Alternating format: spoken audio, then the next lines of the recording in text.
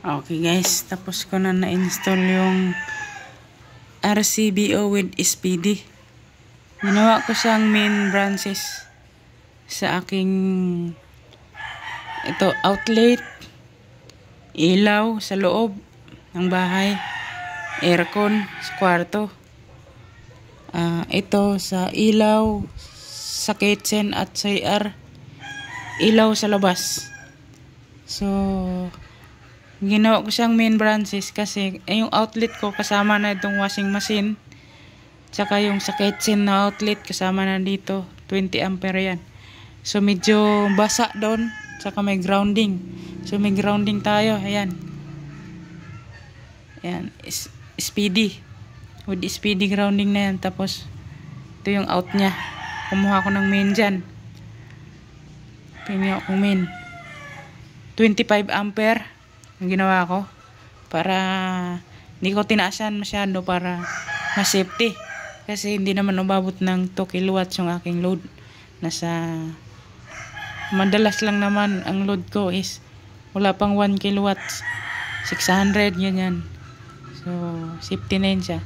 Pero pag sabay-sabay kasamang yung aking rice cooker at saka induction, umabot siya na kulang-kulang 2 kilowatts yung load. So yun. So kayang-kaya naman yan dito. Yung main naman dito is dito.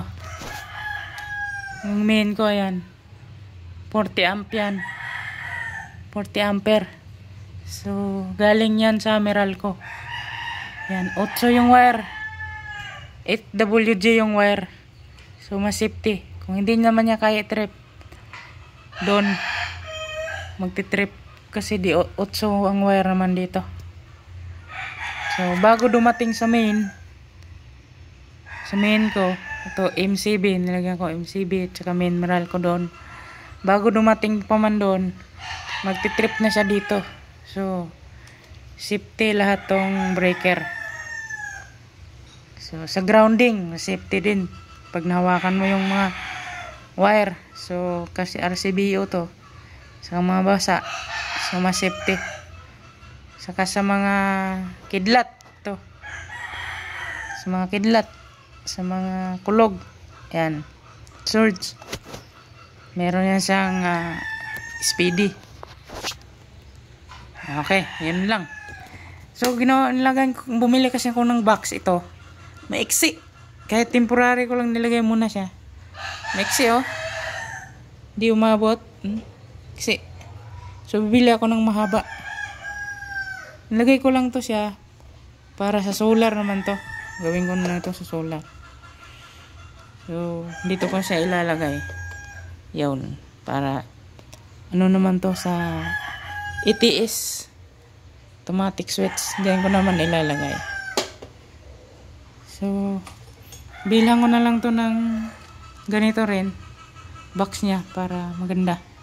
Temporary lang muna, hindi pa tapos yung bahay ko.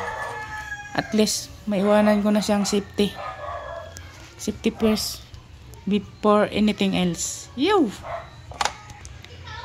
Ito puro D8 naman yung wire dyan, so safety yan. Hindi talaga mag-iinit yan.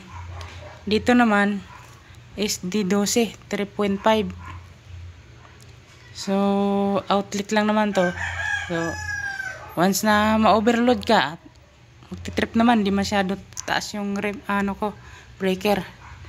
So mas safety, mas mababa, mas safety, pero 80% yung ginawa ko dito. Hindi lalagpas ng 80%, ginawa ko nga yung 50%. Yung